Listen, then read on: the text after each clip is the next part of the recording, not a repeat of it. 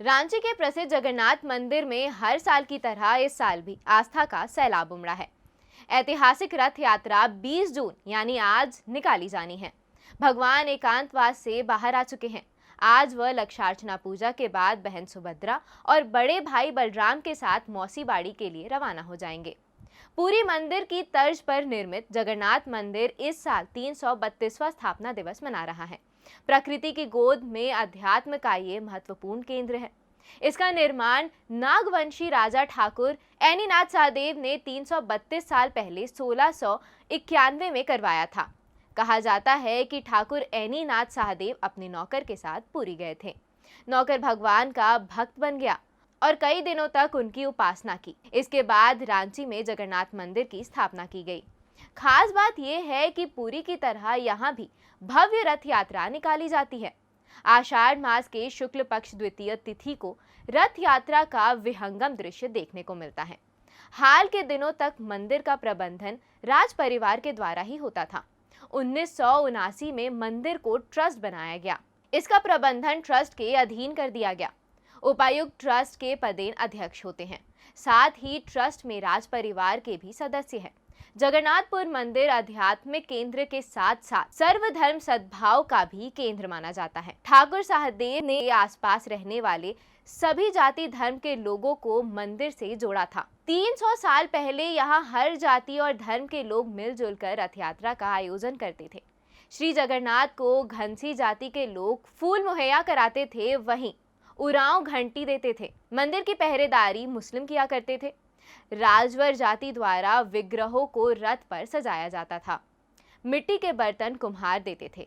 बढ़ई और लोहार रथ का निर्माण करते थे।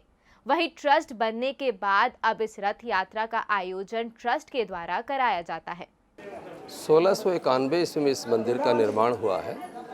यहाँ का महाराजा ठाकुर ऐनीनाथ सहदेव ने इसको निर्माण करवाए थे, पूरी जगन्नाथ से आदेश लेकर के, और उसी समय से ही ये रथ यात्रा प्रारंभ है।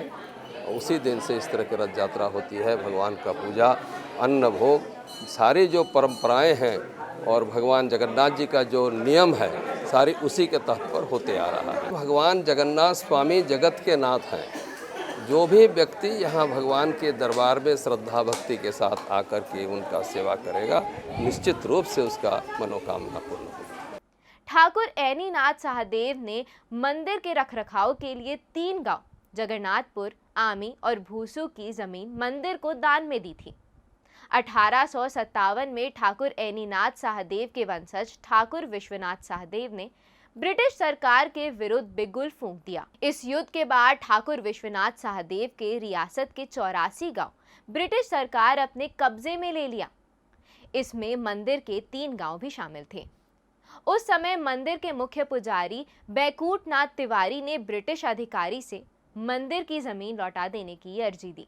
इसके बाद ब्रिटिश सरकार ने 3 में से 1 जगन्नाथपुर गांव मंदिर को वापस लौटा दी। लिखित रूप में जगन्नाथपुर गांव की 859 एकड़ जमीन मंदिर के नाम कर दी गई थी। वर्तमान में मंदिर के पास सिर्फ 41 एकड़ 27 डिसमिल जमीन बची है, यानी मंदिर की 817.73 एकड़ जमीन गायब हो गई। बड़कागढ़ के लोग बताते हैं कि कुछ जमीन एचईसी के पास है तो कुछ भूमि माफियाओं ने अवैध रूप से बेच दी। अब स्थिति यह है कि जमीन की कमी के कारण मंदिर का विस्तार और विकास बाधित हो गया है। ऐतिहासिक जगन्नाथ रथ यात्रा पर भगवान जगन्नाथ अपने बड़े भाई बलराम और बहन सुभद्रा के साथ 9 दिन के लिए मौसी के घर जाते हैं। मौसी गुड़ीचा देवी के घर 9 दिन आतिथ्य सत्कार स्वीकार करने के बाद प्रभु वापस अपने धाम लौट आते हैं। प्रभु की अनन्य भक्ति के कारण ही जगन्नाथ मंदिर के समीप ही गुड़ीचा देवी का मंदिर यानी मौसी बाड़ी बनवाया गया। मंदिर के मुख्य पुजारी ब्रजभूषण मिश्र के अनुसार कृष्ण अवतार में भगवान विष्णु से एक बार सुभद्रा कहती है, भैया आपकी पूजा तो हर कोई करेगा। भैया बलराम और मैं आपके भाई बहन हैं, हमारी भी पूजा होनी चाहिए। बहन की विनती सुनकर भगवान आशीष देते हैं कि कलयुग में जगन्नाथ रूप में मेरे साथ भैया बलराम और तुम्हारी भी पूजा होगी।